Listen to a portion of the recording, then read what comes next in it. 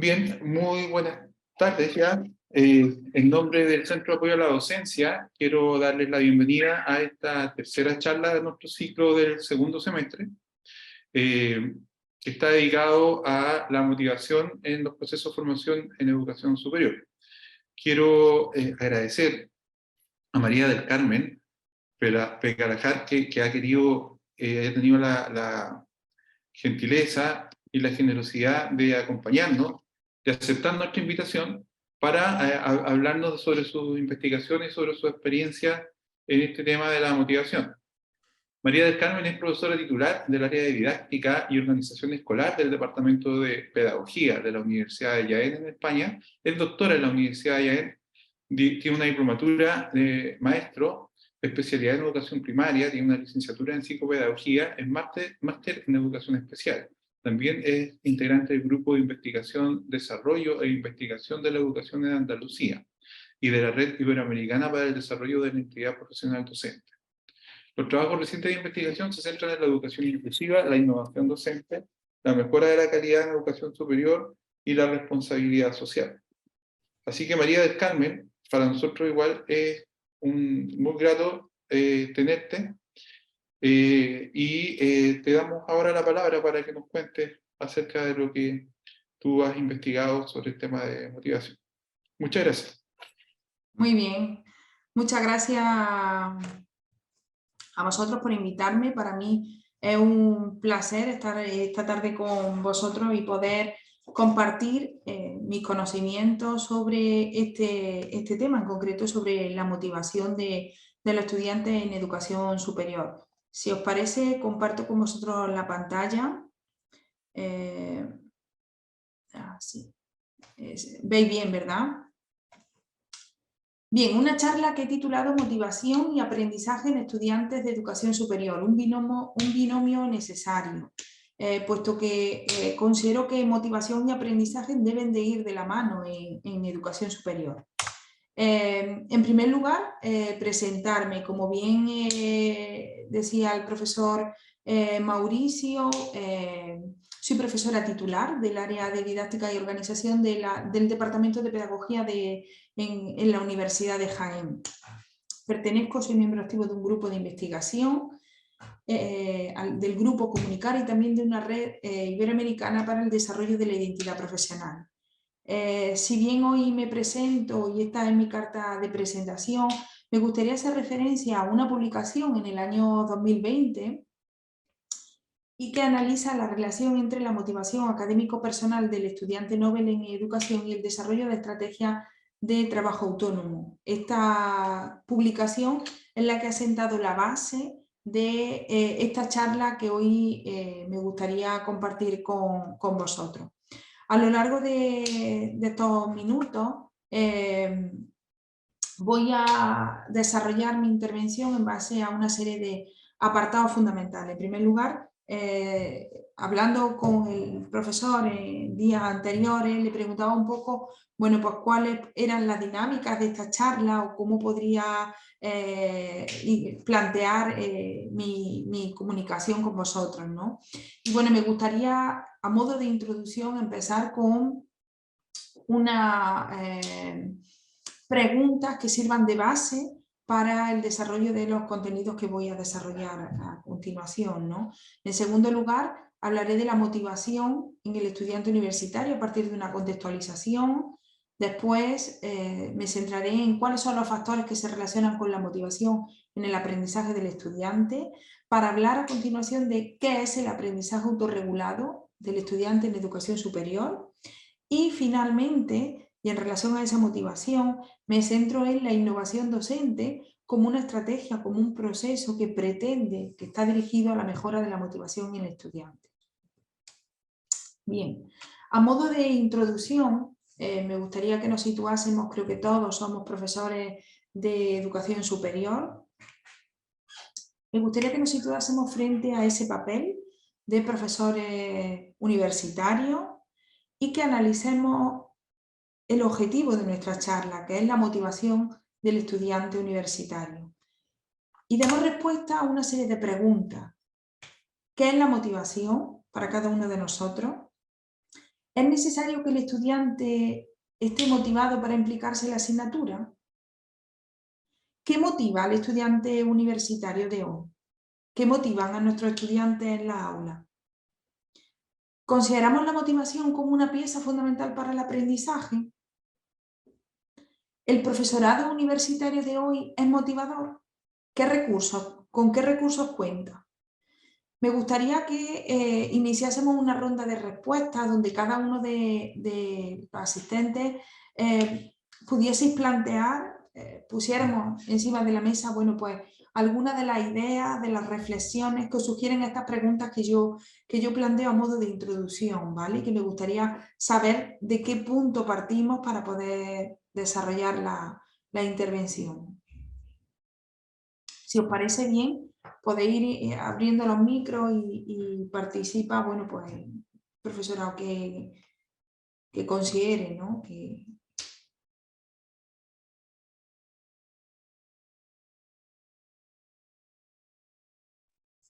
Yo quiero,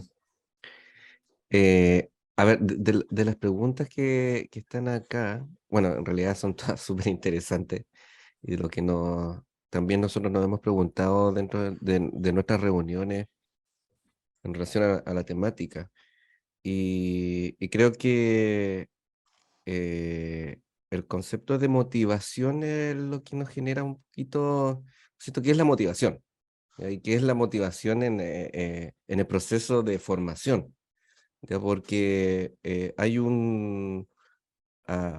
yo creo que hay un comienzo desde cuando entran nuestros estudiantes a estudiar una carrera y ahí hay ciertas dudas de que si el estudiante viene motivado o solamente es parte de la cultura de, ¿no es cierto?, de un trámite que tiene que entrar a una carrera y dentro de la carrera se motiva, ¿ya? Entonces, ese es como una primera parte de lo que nosotros nos preguntamos y también después de cuando, ¿no es cierto?, eh, sale ya de su formación y ver si sale también motivado ya al mundo laboral. Es como esa transición, ¿ya? Y para nosotros también, y para mí, ¿qué es la motivación en ese sentido, ya? Para estos estudiantes que entran a formarse. Eso, solamente con esa, porque las otras también son re interesantes, pero me quedo con esa primero, ¿ya? Muy bien, muchas gracias. Yo también quería comentar un poco en lo mismo. Yo no sé dónde un profesor puede aprender, digamos, o aprende, si muchos de los profesores no tienen formación pedagógica, ¿cierto? Entonces, el concepto de motivación que puede entender es más como de sentido común, y muchas veces ese concepto no es el que se maneja o el más actualizado a nivel teórico o a nivel de investigación empírica. Y tampoco tienen un conocimiento práctico, didáctico de cómo motivar. Entonces también cuando realizan actividades de motivación, realizan en función de ese sentido común. Pero también habría que ver si ese sentido común coincide con lo que actualmente se sabe en la investigación empírica respecto de qué es más efectivo para motivar. Son preguntas que digamos que tengo genuinamente, ¿eh? Eh, y que entiendo que hay investigaciones que la están abordando, pero que no sé si hay una respuesta clara, ¿no? Muy bien, muchas gracias.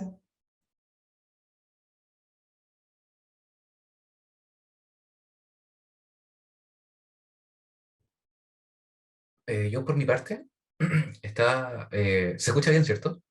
Sí, sí. Ya.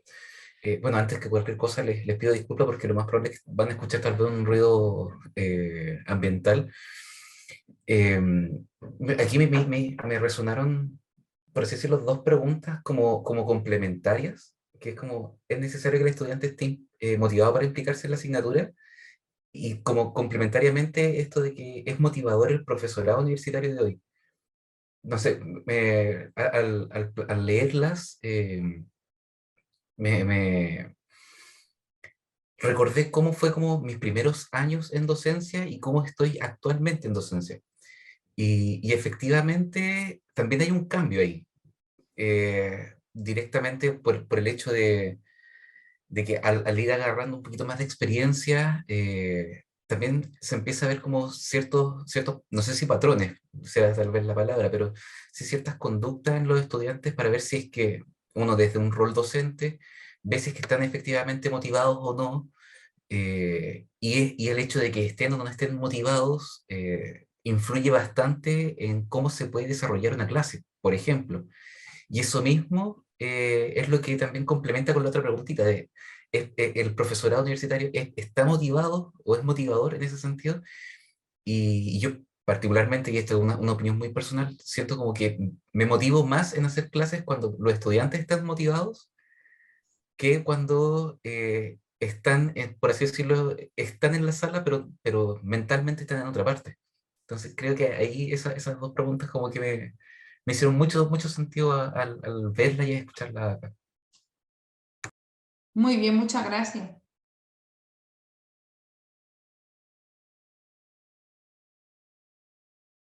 ¿Alguien más que quiera participar? No sé si hay algún compañero o alguna compañera que quiera aportar alguna idea más. Bien, bueno, pues muchas gracias por vuestra intervención. Efectivamente, cuando planteaba esta charla, realmente pensaba la realidad que nosotros tenemos en nuestro alumnado aquí en la Universidad de Jaén en general. Perdón, en general la realidad que tenemos en España, me preguntaba, me cuestionaba, no sabía si es la que vosotros tenéis allí. Quizás por vuestras preguntas iniciales veo que hablamos de la misma realidad, de estudiantes que entran, como decía antes el compañero, ¿viene motivado o se le motiva durante la carrera?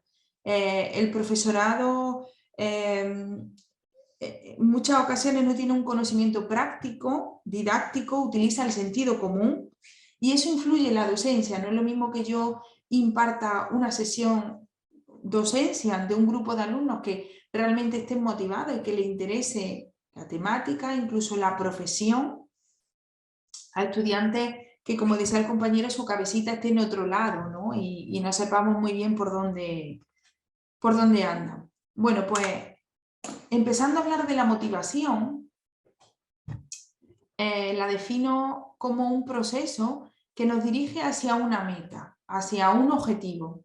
Digamos que la motivación la comparo con ese impulso, esa palmadita en la espalda que nos hace proponernos algo y trabajar para conseguirlo.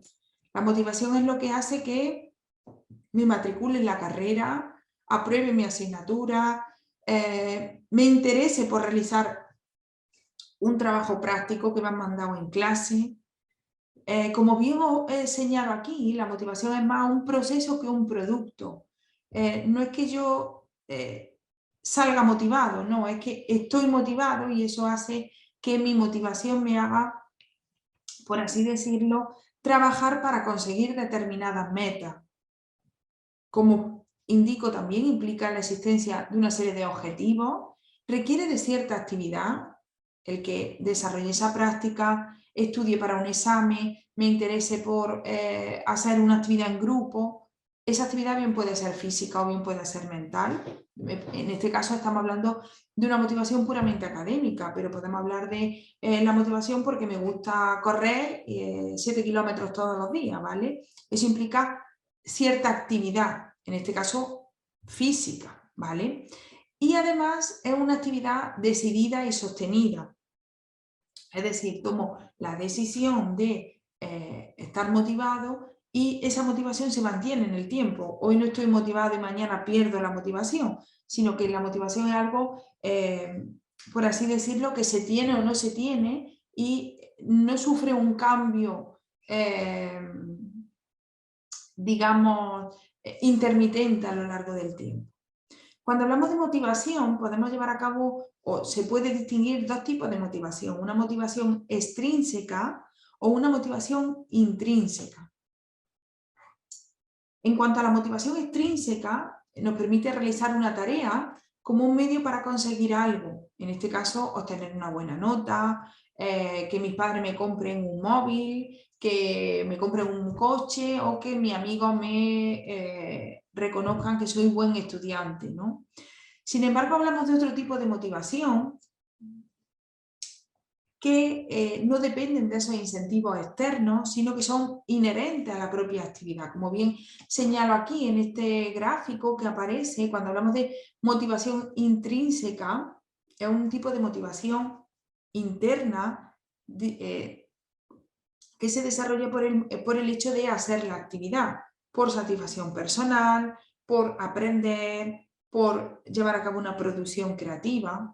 Sin embargo, si nos situamos frente a esa perspectiva de motivación extrínseca, lo que me interesa es el resultado de esa actividad, obtener un premio o bien evitar un castigo, obtener una calificación buena, dinero, una recompensa, que los demás me digan. Creo que nos movemos en la actualidad frente a un escenario, sobre todo en la educación superior, donde predomina mucho ese tipo de motivación extrínseca. Y estamos muy acostumbrados como nuestros alumnos a que lleven a cabo una práctica o una actividad de clase porque le vamos a dar una nota. O me voy a estudiar este tema porque entra en el examen. Si no entra en el examen, este texto no me lo leo. O vengo a clase porque la asistencia es obligatoria. Nosotros, por ejemplo, aquí en nuestra universidad, las prácticas de determinadas asignaturas son obligatorias. Eso hace que el alumno venga a clase porque pasó lista, ¿vale? Incluso en muchas ocasiones a lo mejor estoy explicando y los alumnos me paran para que pase lista y quede constancia de que ellos han venido ese día. Fijaos hasta dónde llega ese interés por cuantificar algo que no se puede cuantificar. Yo no puedo, con esa asistencia y ese listado que yo paso, quiero cuantificar la asistencia y la participación del estudiante. En muchos casos le digo, esa participación simplemente es física, tú has venido a clase, pero realmente no sabemos si esa asistencia está motivada o no está motivada. En muchas ocasiones, bueno, pues tenemos esa sensación, con algunos compañeros aquí, en alguna ocasión lo comentamos, de que somos profesores policía, porque tenemos que ir viendo, incluso en muchas ocasiones entre ellos se firman y hacen algún tipo de chanchullo, ¿no? Lo que pone en cuestionamiento este tipo de ¿para qué vienen? ¿Están motivados? ¿Son profesores o van a ser futuros profesores motivados y con ganas de desarrollar su profesión? Bueno, pues todo esto entra un poco en juego, ¿no?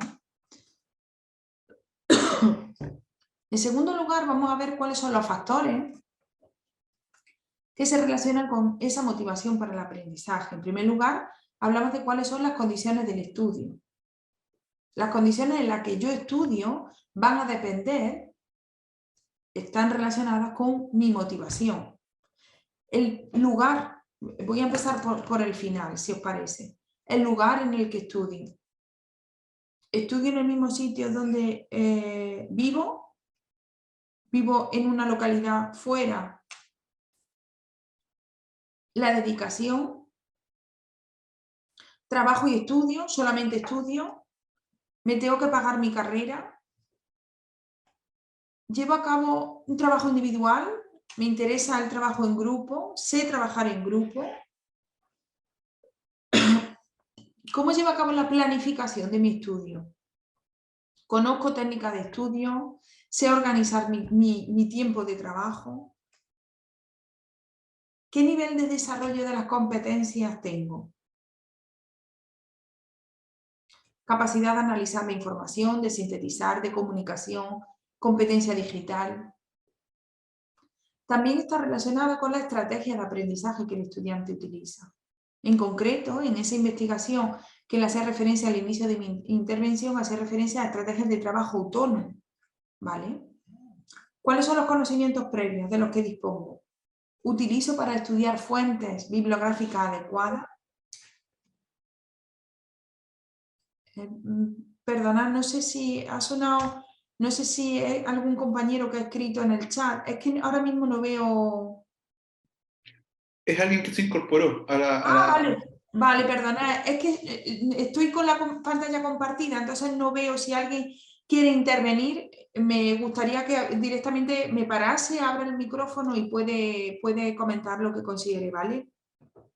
Disculpad. Hablaba de la estrategia de aprendizaje. ¿Cuáles son las fuentes bibliográficas que utiliza el alumno? ¿Están actualizadas? ¿No están actualizadas? ¿Utiliza diferentes recursos? Generalmente el alumno atiende a libros, a manuales.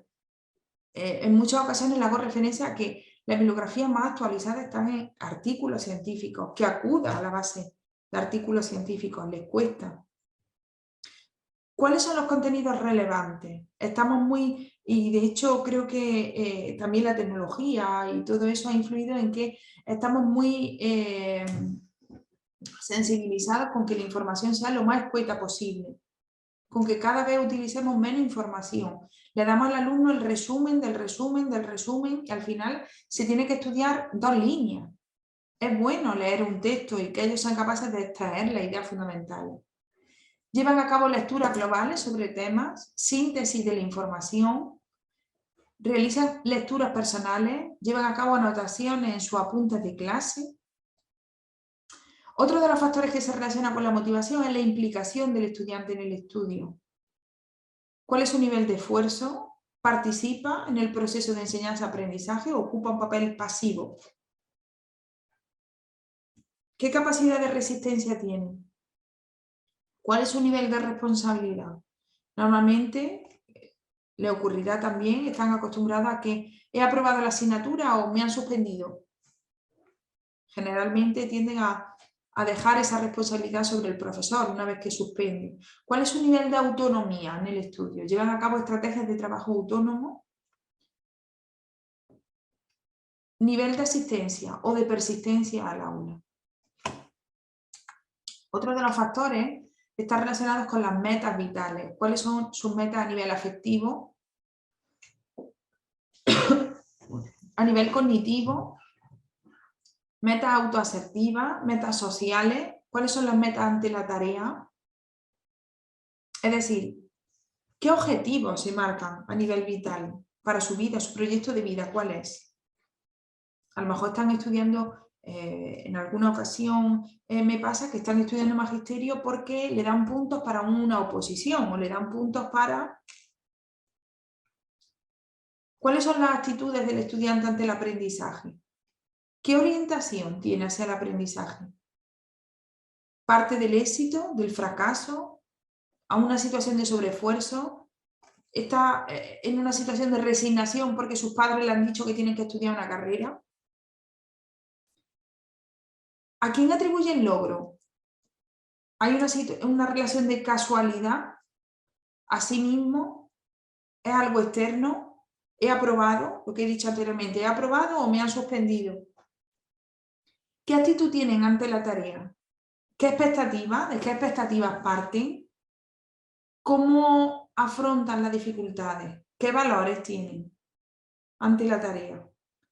¿Cuáles son otros de los factores, los motivos personales por los que llevan a cabo los estudios?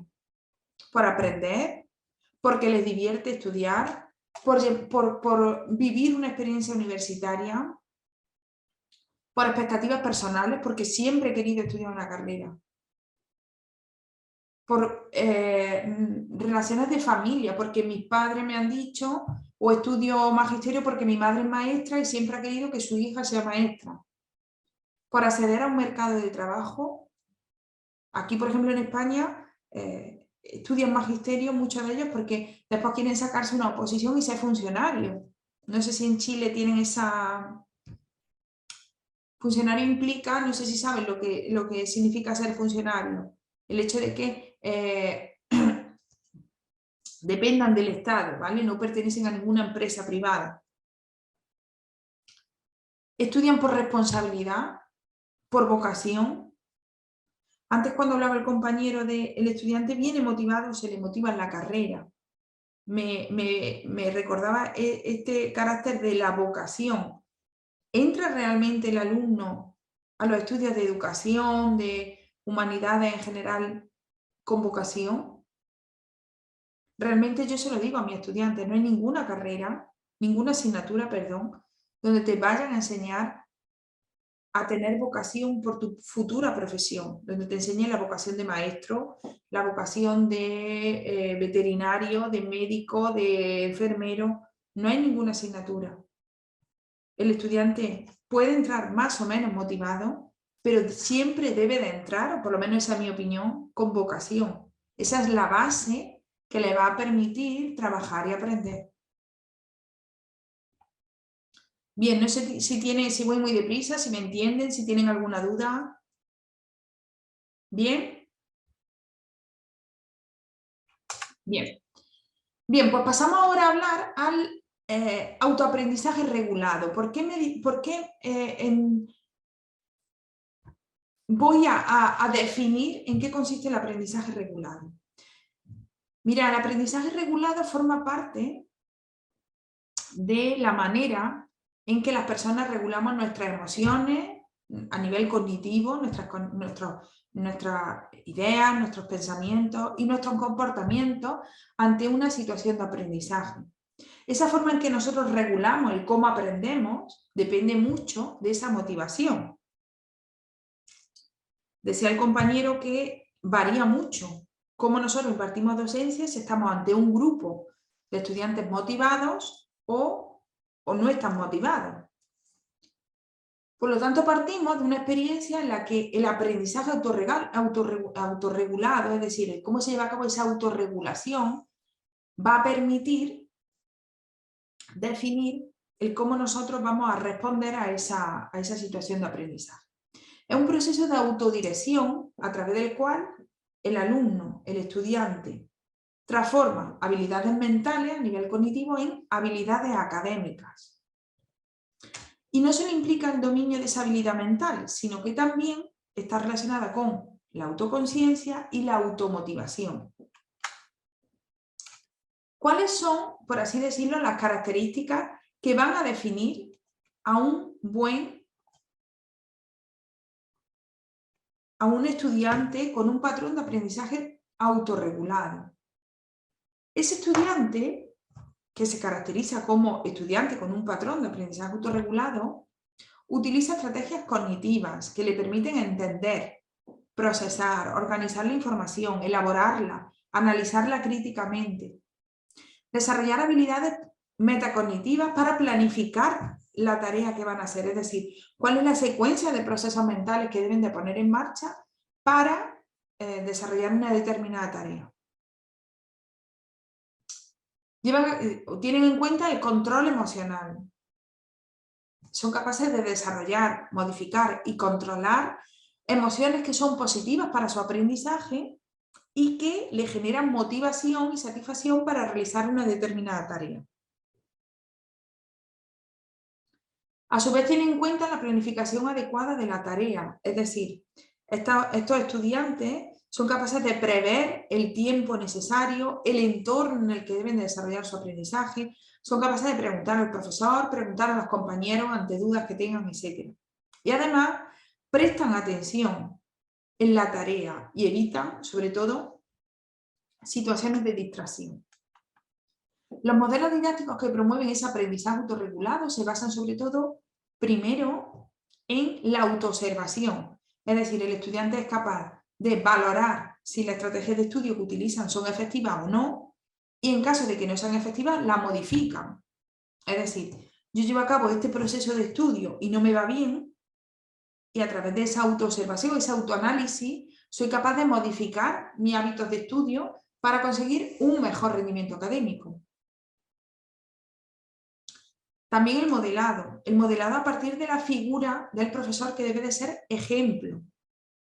En este caso, digamos que el profesor ejerce como líder y como modelo para sus estudiantes. También el apoyo social del profesor y del resto del grupo.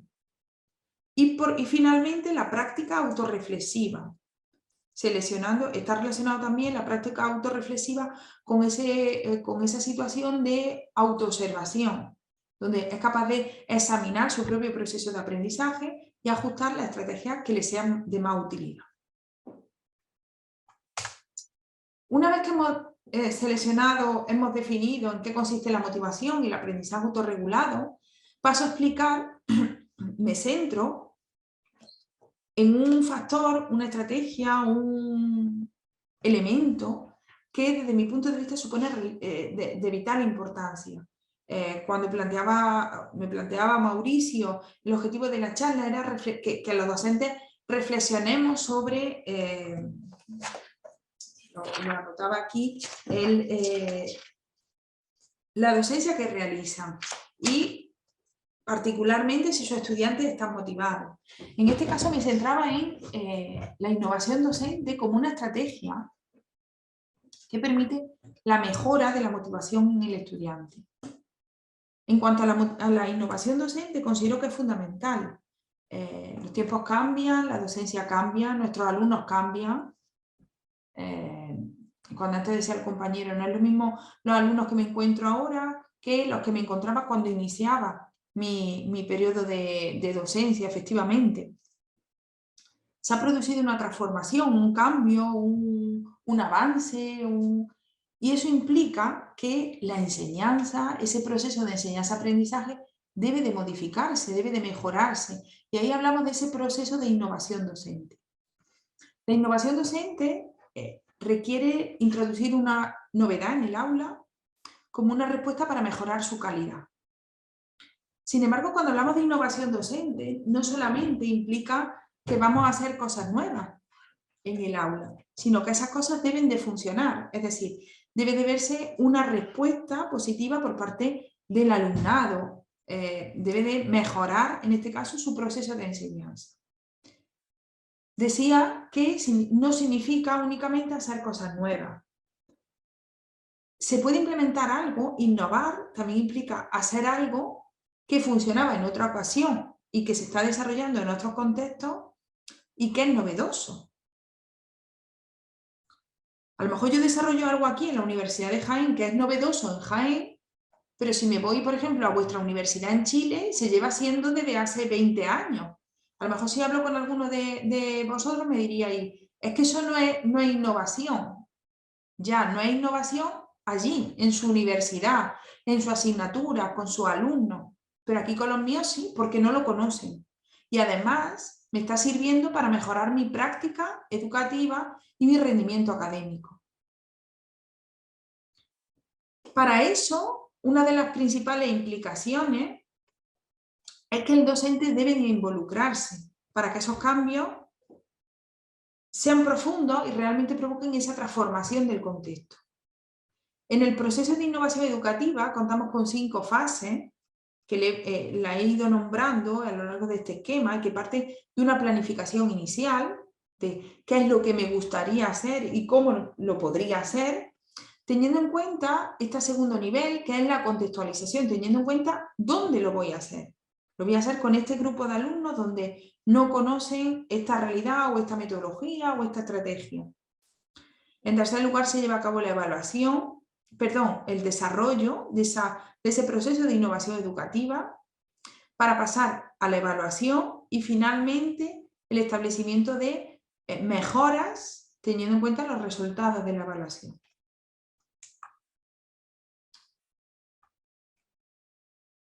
En ese proceso de innovación docente me centro fundamentalmente en el uso de metodología activa. Considero que a día de hoy una de las mejores estrategias que tenemos para motivar a nuestros estudiantes como profesorado universitario es el uso de metodología activa, donde el alumno ocupa un papel activo. La metodología activa se trata del desarrollo de procesos interactivos de enseñanza-aprendizaje que se fundamentan en una comunicación activa, la interconexión entre el profesorado, los estudiantes y ese material didáctico, pero sobre todo resaltando la importancia y el protagonismo del estudiante en el aula. En cuanto a las implicaciones que tiene el uso de las metodologías activas en educación superior, destacamos en primer lugar cómo el estudiante a través de estas metodologías puede comprender de manera mucho mejor el entorno que le rodea e intervenir en él. En este caso, por ejemplo, se me ocurre, que ahora después pasaré a explicarlo de manera un poco más detallada, no sé si conocen la metodología aprendizaje y servicio. Permite, bueno, pues ahora después, para aquellos que no lo conozcan, permite que el estudiante analice cuál es la realidad de su entorno y pueda llevar a cabo prácticas para mejorarlo, ¿vale? En segundo lugar, otra de las implicaciones es que asocia los intereses del alumno a los contenidos. Estamos trabajando con metodologías que parten de cuáles son las motivaciones, las necesidades del alumnado. Fomenta la participación, el debate, la comunicación, el pensamiento crítico. Permite que el alumno aprenda a través del descubrimiento espontáneo y la experiencia. Se aprende a resolver problemas de la vida diaria de una manera rápida y efectiva y sobre todo facilita también el aprendizaje autónomo.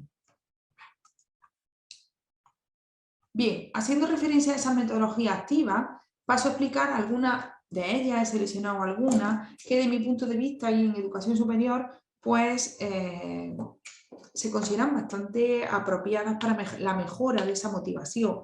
Me he basado en diferentes investigaciones científicas que apoyan el uso de estas metodologías para la mejora de la motivación en el estudiante. En primer lugar, hacemos referencia al aprendizaje basado en proyectos o problemas, ¿vale? El ABP, que seguro que les suena, basada en el diseño, la programación y la implementación de un conjunto de tareas en base a una misma temática y que culmina con la presentación de un producto, de un trabajo, de una solución a ese problema planteado previamente por el profesor. Como bien les pongo en esta imagen que aparece a la derecha, el aprendizaje basado en problemas parte de una pregunta guía y permite el desarrollo de una serie de competencias que se basan en esa organización y planificación, la competencia de investigación, el trabajo en equipo y que mejoran esa motivación del estudiante. A continuación hablo del aula invertida, que seguro que también la conocen. Los alumnos desarrollan el aprendizaje fuera de casa y el tiempo para hacerlo dentro del aula se dedica a resolver dudas, tareas, actividades participativas con el estudiante, mientras que el profesor es una especie de guía. He seleccionado 7 tipos distintos de llevar a cabo Flipped Classroom, el nombre en inglés del modelo de aula invertida. Hablamos de una clase inversa estándar en la que los alumnos pues, ven una serie de vídeos, de tareas, de lecturas en casa y practican en el aula lo que han aprendido a través de tareas tradicionales. Existe otro modelo donde es la clase invertida orientada al debate, en la que los alumnos desarrollan ese tipo de tareas, visionado de vídeos, lectura y demás en casa, y después en el aula se centra en una especie de discusión, de tertulia pedagógica, dialógica, para compartir las ideas analizadas por cada uno. En otras ocasiones, en tercer lugar, la clase inversa está orientada a la experimentación. Sobre todo se da en áreas mucho más que permiten mucho más este tipo de práctica, ¿no? Como puede ser la química, la física, la matemática, la música. En cuarto lugar, tenemos la clase inversa como aproximación, en la que los estudiantes ven los vídeos, la lectura y después el profesor es el que resuelve dudas. También la clase inversa basada en grupos, en la que esa resolución de dudas se basa en el aula, se llevan a cabo grupos cooperativos y entre ellos van resolviendo las cuestiones planteadas o que le hayan podido surgir a través del análisis de ese material. La clase inversa virtual, igual, simplemente que no se haría de manera presencial, o invertir al profesor, en la que el proceso de crear vídeos, de seleccionar los materiales, la lectura, no solamente lo lleva a cabo el profesor, sino también el alumno, ¿vale? También es una metodología que favorece la motivación en el estudiante. A continuación, le hablo del aprendizaje y servicio, como le he dicho anteriormente, en la que esta metodología se basa en la detección de una necesidad en el entorno para lo que el estudiante necesita que se haga un servicio que le dé respuesta. Esta metodología permite en primer lugar que el alumno permite el desarrollo de los estudiantes para crear una conciencia social, basada sobre todo con ese concepto que a día de hoy hablamos y que está muy en auge, de desarrollo sostenible, de sostenibilidad. Permite a los estudiantes tomar conciencia de cuáles son los problemas que existen en el entorno en el que se desarrollan y a partir de ese análisis crítico poder ofrecer ese servicio que desarrollan a partir de su actividad de clase, alguna práctica y demás. Además aporta un servicio solidario, es decir, su trabajo en clase les permite desarrollar una actividad, una actitud de solidaridad con los demás, con las personas de su entorno. Ese servicio está desarrollado por los estudiantes y cubre las necesidades reales de una comunidad, es decir, da respuesta a una necesidad. Estamos muy acostumbrados a nuestros alumnos a plantearles trabajos que son teóricos o prácticos, pero irreales, por así decirlo, un poco supuestos prácticos, pero realmente esos supuestos prácticos no parten de una necesidad que tengan el bloque de al lado o en una asociación de su barrio o en el cole al que ellos han ido y que puedan dar respuesta. Y además, el aprendizaje y servicio parte de una planificación integrada en el currículum, es decir, es un servicio solidario, como he dicho anteriormente, pero esa solidaridad no forma parte aislada de nuestro proyecto educativo, de nuestra planificación didáctica, sino que se integra en ese proceso de enseñanza-aprendizaje, y creo que eso es lo positivo, ¿no?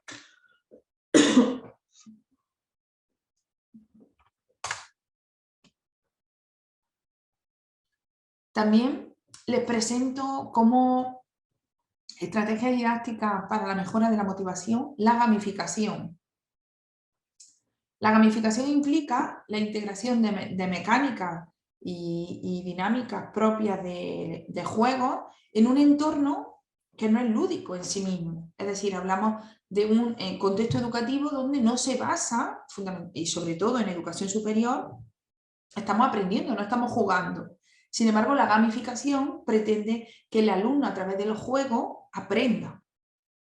Para ello, se tiene que diseñar un proceso de enseñanza-aprendizaje caracterizado por una serie de elementos. En primer lugar, el hecho de establecer logros, es decir, ¿qué va a ganar el alumno a través del juego que yo planteo? Retos, la selección del talento, de las habilidades que debe poner en marcha, cuál es el objetivo del juego, quién gane la pregunta, el que coja un pañuelo, el que coja la pelota, qué aprenden y cuál es la recompensa. Aquí he hecho referencia a algunas herramientas. Cuando hablamos de gamificación, he desarrollado algunas investigaciones sobre gamificación y ponen de manifiesto cómo cuando estamos gamificando, cuando llevamos a cabo un proceso de enseñanza-aprendizaje basado en la gamificación, no siempre se utilizan soportes digitales, se pueden utilizar juegos tradicionales. Con mis estudiantes, para repasar algunos de los contenidos del tema, utilizo un juego de la pelota, donde ellos se van pasando la pelota y van formulando conceptos, van diciendo palabras clave del tema que deben de ir definiendo. Es una manera de repasar los contenidos al final de cada unidad, ¿no? Pero por presentarles algo un poco más novedoso y apoyado en las TIC, no sé si conocen algunas de estas herramientas: Kahoot, Geniali, Classcraft, Minecraft o Socrative.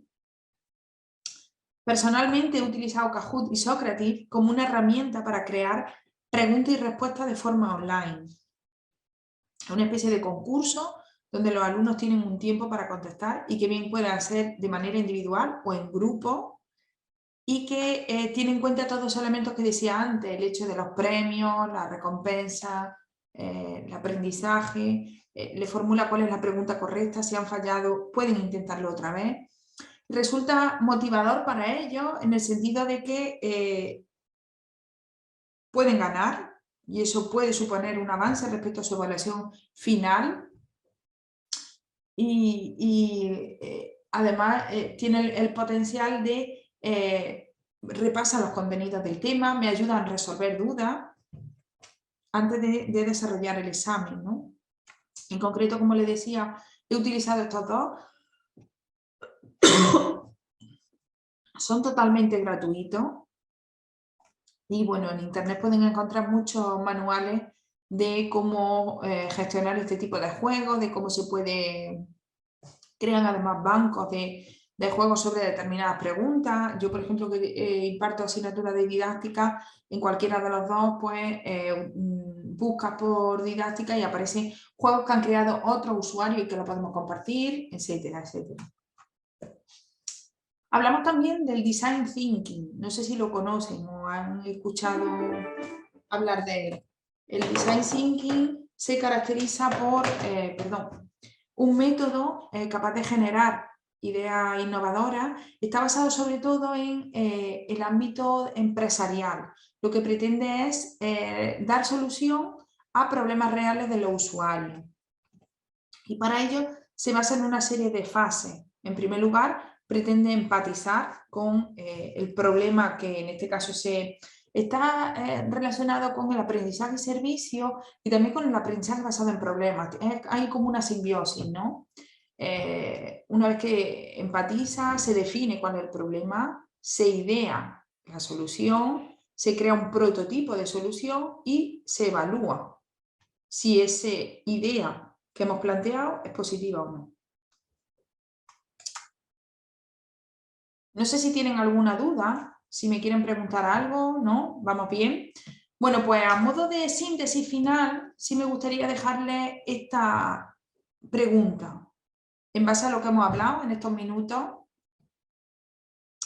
a esa idea que les decía de aprendizaje autorregulado, motivación, metodología activa.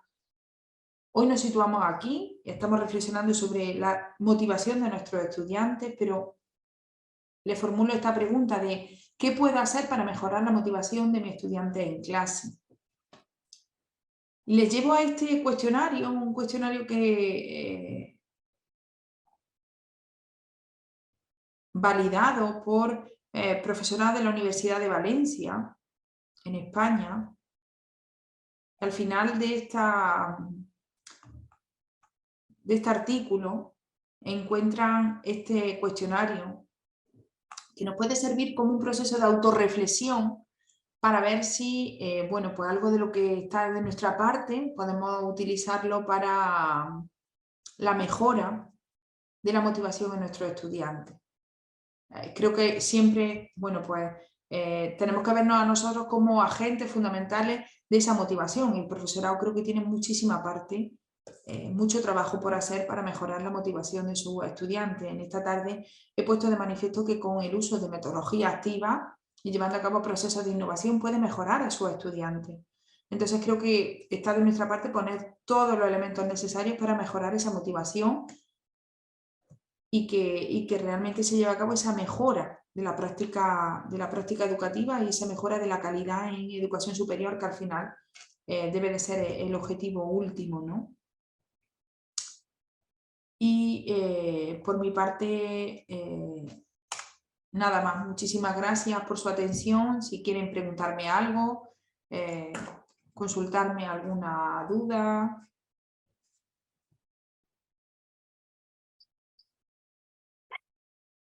María del Carmen, muchas gracias. Sí, damos la palabra para que puedan los colegas opinar o preguntar. A lo mejor podría dejar de compartir la pantalla para que... Sí, sí. Ok. Yo quisiera... ¿Ahí me escuchan? Sí, sí. Sí, sí. Bueno, primero agradecerte, María del Carmen, por tu presentación. Bueno, creo que como docentes, varias de los conceptos que tú nos has planteado acá es parte está implícito a nuestro quehacer y finalmente con lo que tú concluyes con este cuestionario que me parece re interesante también, que de alguna manera este tema de la motivación está dentro de nuestra mochila, ya, siempre está. Y yo creo que siempre nos detenemos para hacer, ¿no es cierto?, una autoevaluación de nuestra docencia, en alguna etapa de nuestra docencia, ¿ya? Porque al principio uno se sube, ¿no es cierto?, al carro nomás y empieza a hacer las clases, pero hay un momento en que uno se detiene y, el momento, yo creo que el momento cuando uno se detiene es cuando algo pasa en nuestra docencia y son los estudiantes los que nos transmiten ese, ¿no es cierto?, esa, yo creo que a lo mejor una piedra en el camino, ¿ya? Y uno empieza, ¿no es cierto?, a hacer su propia autoevaluación de la docencia. Y que creo que también está en parte la motivación ahí de por medio. Entonces, eh, quiero, a ver, a modo de reflexión, y quiero ir un poquito más atrás de la formación, ¿no es cierto?, profesional de nuestro estudiante, porque algo re interesante que tiene que ver con este aprendizaje autorregulado. Y siento que eh, ese aprendizaje autorregulado se ve muy poco, ¿no es cierto?, en la enseñanza escolar. Y creo que ahí hay un vacío, que hay un conflicto también estructural de la forma, ¿no es cierto?, en que nuestros estudiantes aprenden. Lo estoy hablando desde acá, desde nuestro país, que siempre ha habido conflicto en ese sentido y que yo creo que también en España somos muy parecidos también la forma, entonces creo que también es muy similar.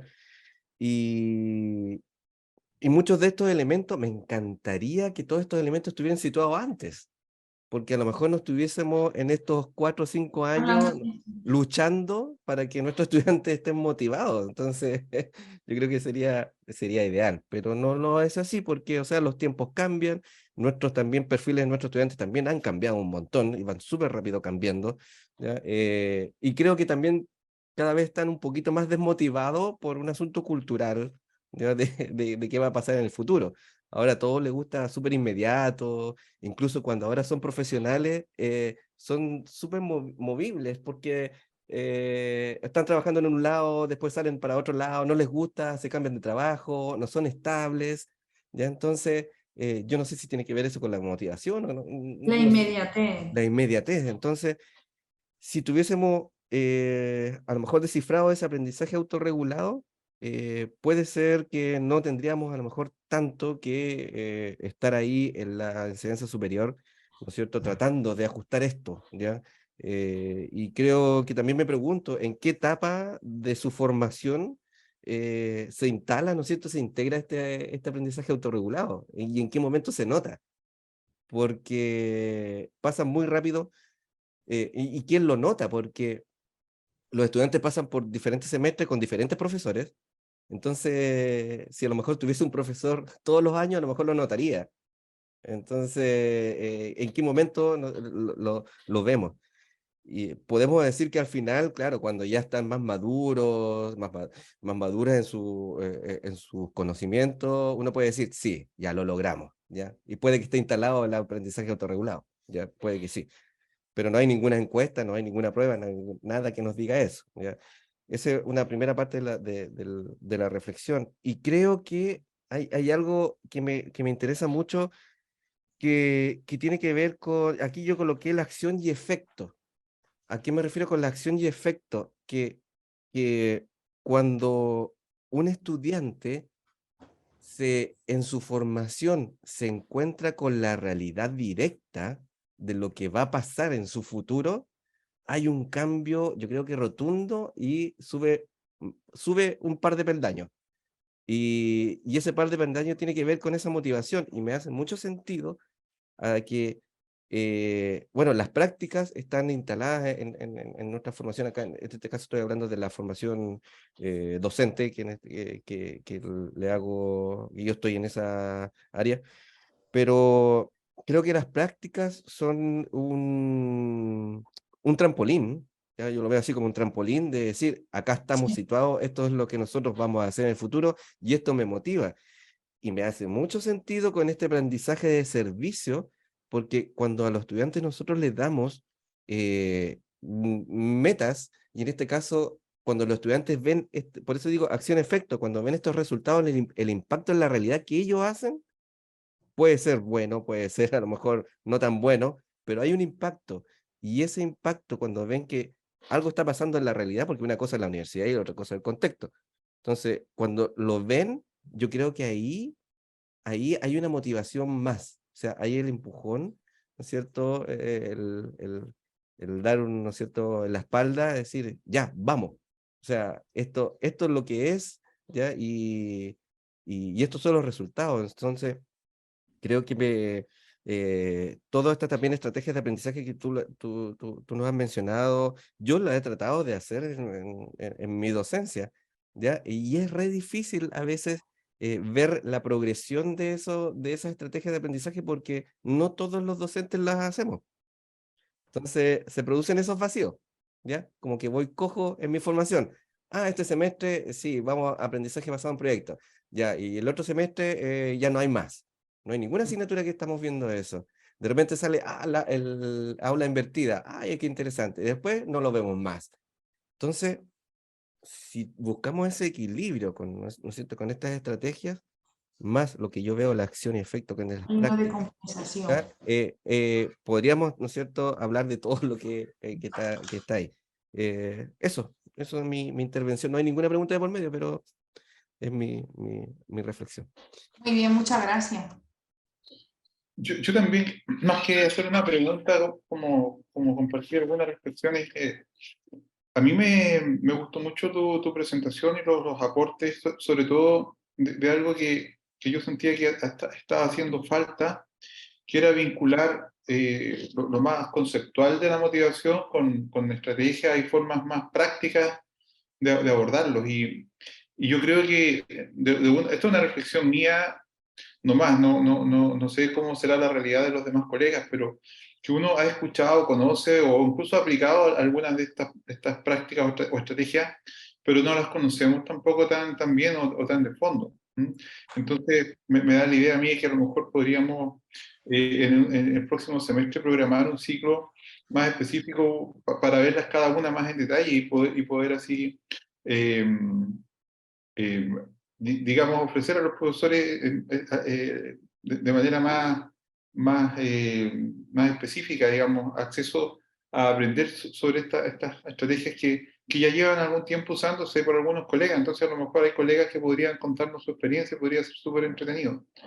Lo otro que me gustó mucho y te lo agradezco es que también es súper valioso tener estos modelos o clasificaciones generales que explican los distintos factores que van influyendo en el proceso de aprendizaje, porque así también es más fácil procesar o poder hacer un diagnóstico o identificar. A lo mejor hago tantas cosas, pero no me resulta para motivar, pero hay algo que no estoy haciendo entonces que me está faltando y que es importante tenerlo en cuenta, ¿no? Cuando uno tiene estos modelos, también te facilita mucho poder reflexionar más profundamente sobre lo que uno hace, poder identificar qué cosas están resultando bien y qué cosas no.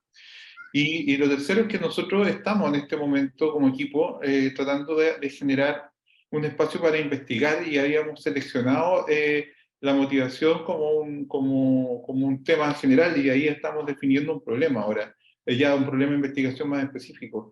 Y también creo que tu presentación nos sirve mucho para poder acotar y para poder orientarnos hacia qué temas pueden ser más específicos, digamos, y más interesantes de investigar, sobre todo el cuestionario.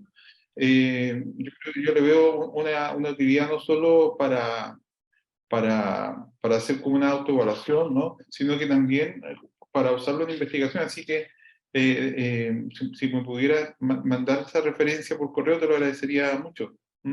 Sí.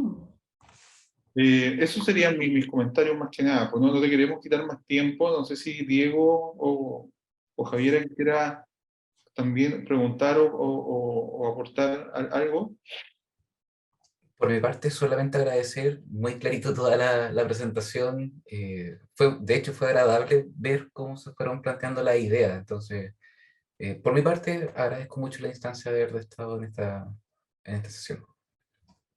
Muchas gracias por haberme escuchado con atención y bueno, pues encantada de haber participado en esta charla. Espero que podamos vernos en otras ocasiones y bueno, pues si tenemos la posibilidad de vernos presencialmente en alguna ocasión, pues por mi parte encantada de colaborar con vosotros.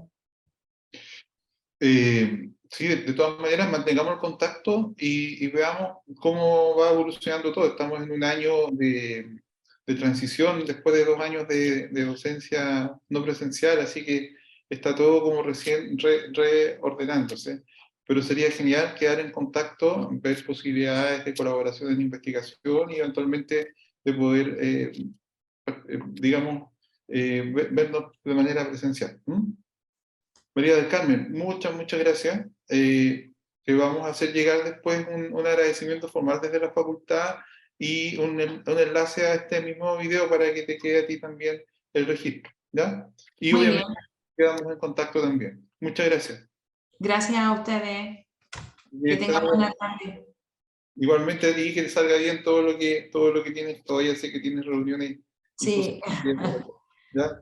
gracias, hasta luego. Chao, Un abrazo. chao. Adiós. Gracias. Chao, chao.